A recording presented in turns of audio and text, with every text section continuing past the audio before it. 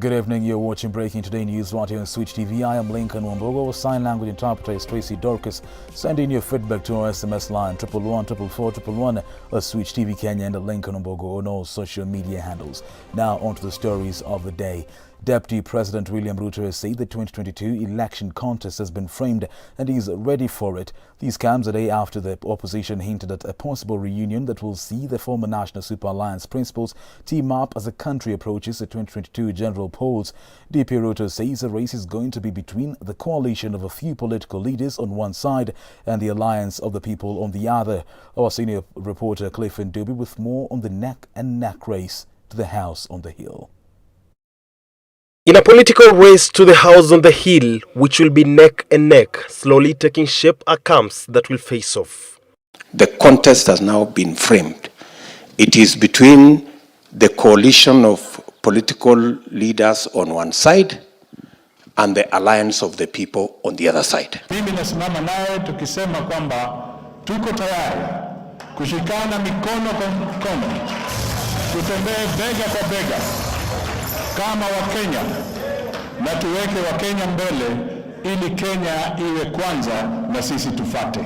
It is a race that Kenyans will find themselves at crossroads on whether to elect leaders on basis of academic qualification. This is after IEBC chairman Wafula Chebukati announced that only those with degree certificates will be allowed to run in 2022. But the deputy president's camp has further proposals. The requirement for legislators to have degree was first enacted in the Elections Act of 2011 and was to apply in the 2013 general election. However, a majority of MPs who did not have a degree at that time successfully lobbied the then President Mwai Kibaki and Prime Minister Raila Odinga, and the clause was suspended for 5 years. Come 2017 polls, MPs were at it again and voted to provide for a transitional clause in the Act, pushing for its implementation in 2022. Only 1% of Kenyans have a degree. It is not fair to limit the leadership of Kenya into only 1% of the population. So I think it's just it is a human rights issue that let us give everybody a chance. And you know, surely, if you have a degree, na hauwezi kujitetea, surely, sasa utalaumu nani? Political jostling for control of Mount Kenya votes is another card on the table, and the mountain is heavily divided for the first time in the political game. Leaders not sure who will secure their interests. Hawana haja na watu ya Mount Kenya, wanaongea mambo yao.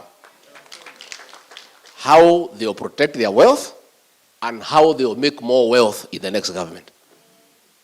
So that is their agenda. Hawa watu wali invest kwa Mwai Kibaki na kwa Raila Odinga. Dio ikienda either way wakuwe sawa. As politicians continue hitting the ground running, so are preparations for full throttle campaigns. Today, ODM leader Raila Odinga has been gifted a state-of-the-art public address system from Microbar. And there is need to reach out to people, to communicate and talk to them clearly.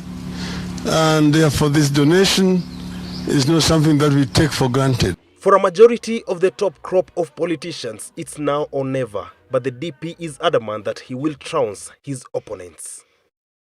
Clifford Ndubi, Switch TV. Clifford Duby, thank you. Political parties now have until May 26 next year to declare their candidates for various political positions following the new dates provided by the Independent Electoral and Boundaries Commission IEBC. According to the electoral body's chairperson Wafula Chebukati, the IEBC will officially gazette the date of the 2022 general elections on January 19th. Daniel Karaoke reports.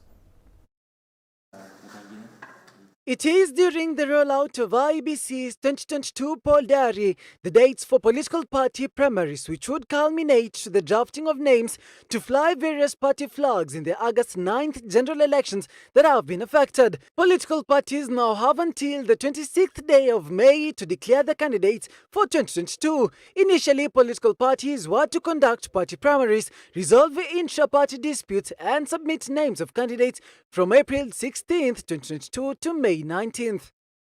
Political parties, and the whole aim is to discuss the roadmap to 2022 general elections as political parties to ensure that their members were not registered voters, and those who are not their members but also not registered voters for them to reach out to them and encourage them to come and register. Parties will now have at least 237 days to conduct their party primaries. This even as IEBC reaffirmed that the 2022 general elections remain as planned, Chebukati maintaining that the elections will be held on the August 9th and that there are no plans to adjust the date. We are targeting at least 6 million Kenyans who are not registered voters, 6 million and above, to come out and register so that they can exercise their democratic. IEBC is set to gazette the date for the 2022 general election on January 19th, 2022. This even as the commission, which is now fully constituted, races against time to set the stage ready. Daniel Kariuki for Switch TV News. Thank you, Daniel Kariuki. Now, away from politics, proper lighting, proper ceiling and good painting are the key pointers in any interior design project. According to interior designers, aspiring homeowners should seek professional help in order to avoid unprecedented costs incurred when doing interior design. As our reporter Bron Mwenda narrates, youth have been urged to also take up interior design courses as it is an enticing field stereotypically thought to be complex. Aspiring homeowners have been urged to prioritize professional labor from the first stage of construction in order to save on construction costs incurred during interior designing. According to Fine Urban Interiors Director Scholastica Kimunto, seeking professional labor entails seeking a collaboration between contractors and interior designers. Sometimes it's a very good idea when you're constructing, you work with an interior designer and architecture so that they're able to make a good plan, because sometimes we go to houses that the plans are already built and they want to be finished. We find that there's a lot of hurdles. Additionally, proper lighting, good painting and good ceiling designs have been recently used in designing modern homes. People don't think of light as an interior design element, but light is another thing that just brings a project to life. So first is gypsum, the second would be lighting, and the third and final one, I always go into details with paint in every project that I talk about, and that is the third one for me. Youth have also been urged to take up interior designing courses as the field is enticing but stereotypically thought to be complex.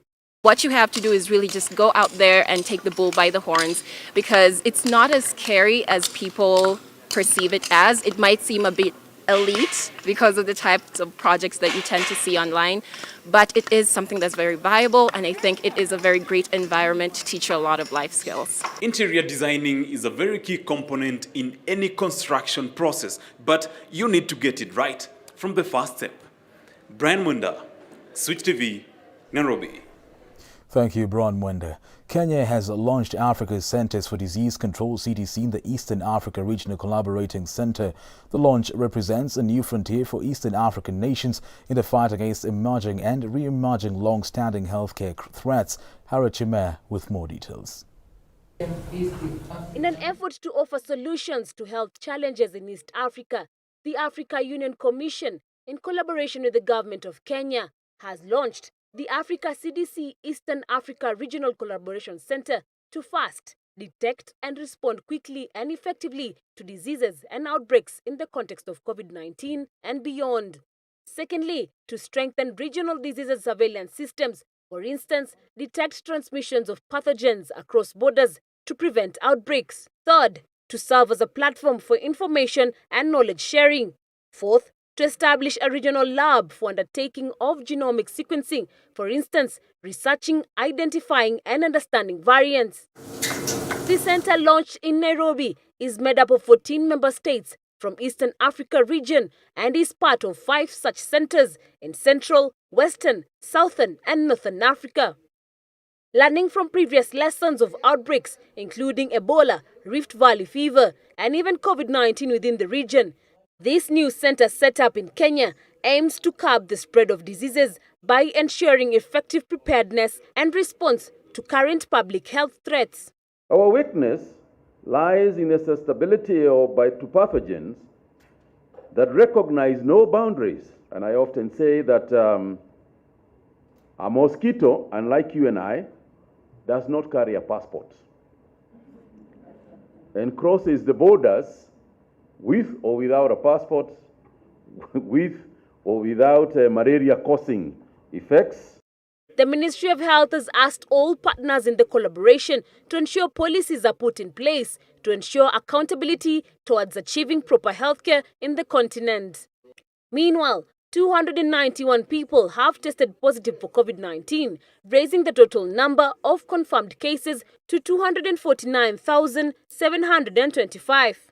308 patients have recovered, raising the cumulative recoveries to 241,828. 5 patients have also succumbed to the disease, pushing the cumulative fatalities to 5,128. Reporting for Switch TV, my name is Harriet Chimea. A mosquito, unlike you and I, doesn't need a passport. But Kagwe Health CS cracks me up all the time with these examples. Thank you, Harriet Chimea, for that story. Now take a short commercial break. Stay tuned. We'll be back with more.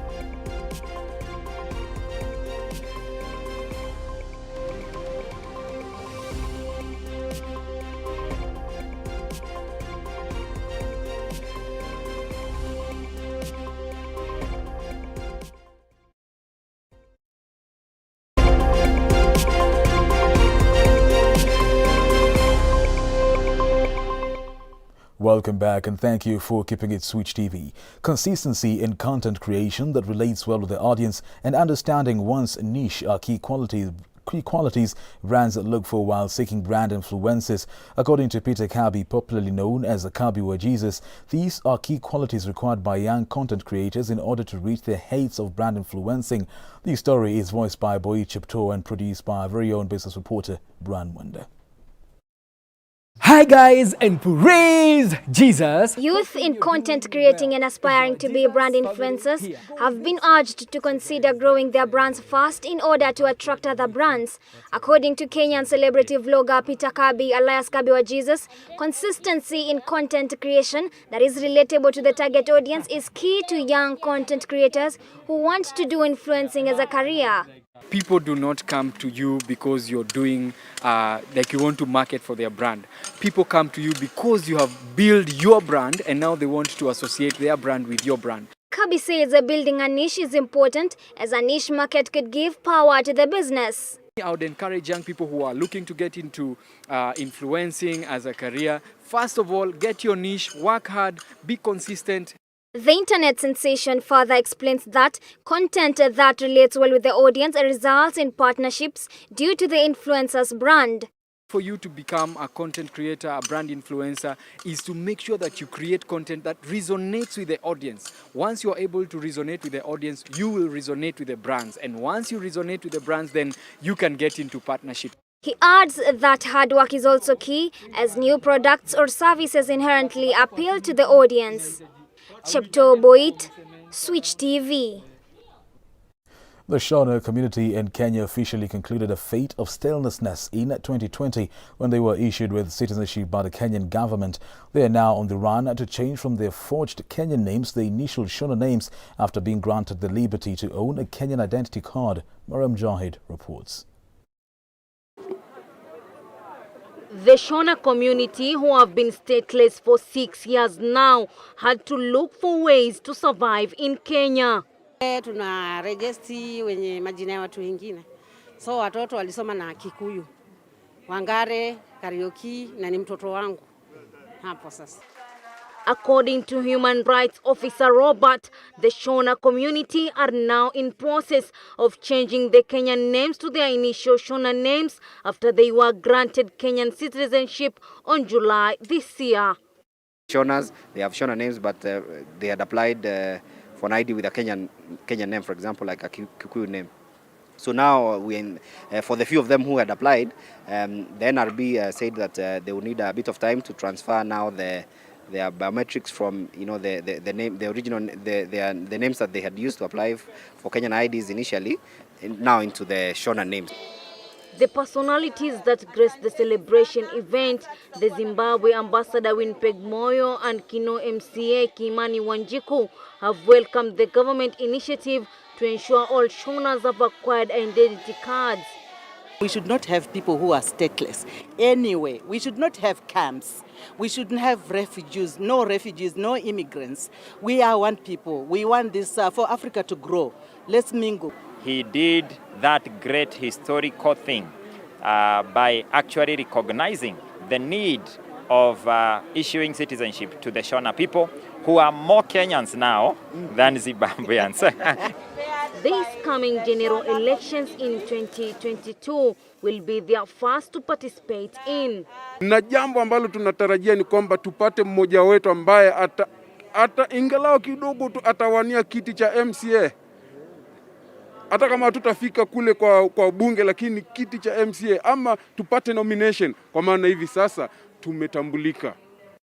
As they are now free to mingle with other Kenyans, they still hold their cultures at heart, with their main staple food being sazwa. Kitaka kumpakulia mumewe huwa anapiga magoti. Yani ni kumsavu, kumuonyesha kwamba yeye ni mnyenyekevu. Asipofanya vile, basi kwa washona inaonyesha yule hana heshima. Despite today's progress, human rights campaigner has said there are thousands of other people living in Kenya from other minority groups still waiting for their change to become citizens. with the most influential people from Shona community, such as the late Zimbabwe President Robert Mugabe. Kenya houses at least 4,000 of the Shona community.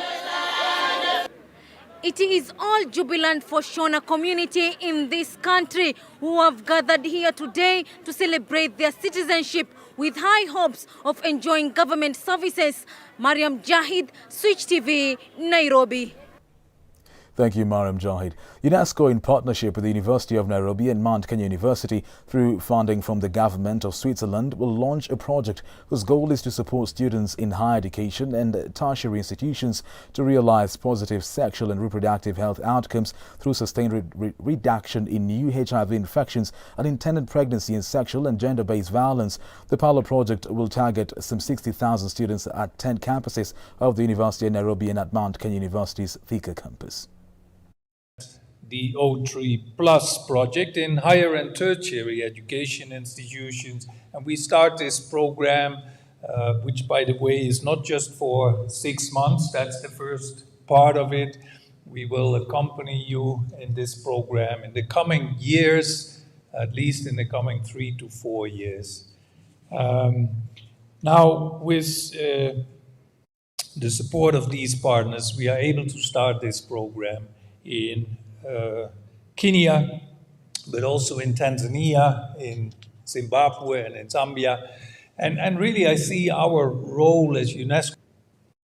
As academicians, mentors, parents, crucial partners in institutions of higher learning, we must ensure that our young people navigate the challenges of the youth with a measure of success if they are to grow into productive youth.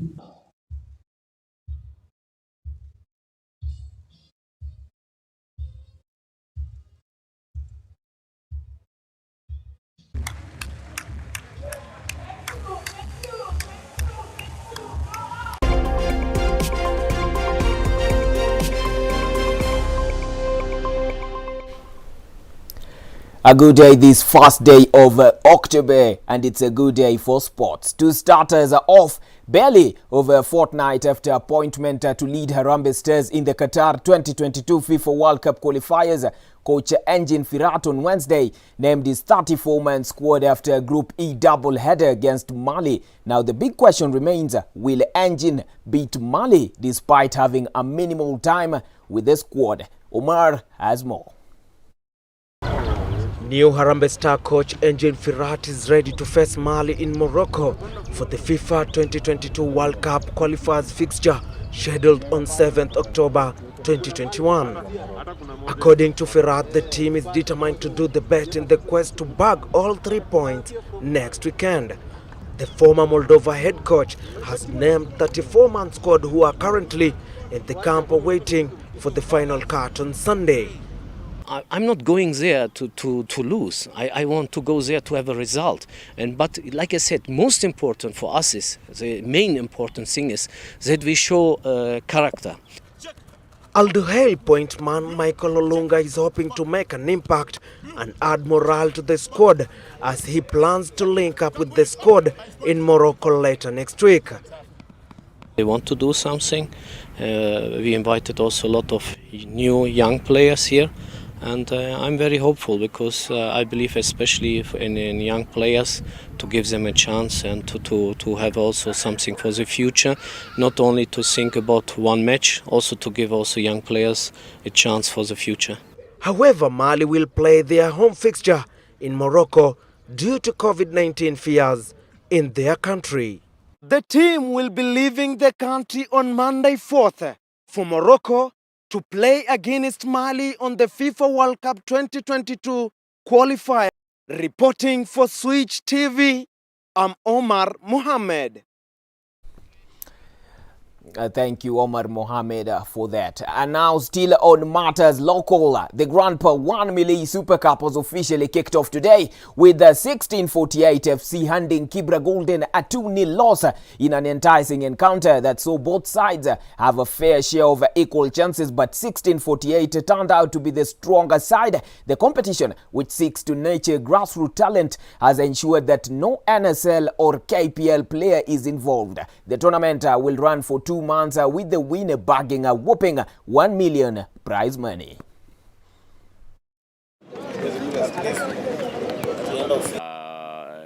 Towards the final, we invited our partner, Says Holmes Lewis, who used to play for Ireland national team, who came in 2018, and he suggested we should involve more of young players. So in 2019, they helped us structure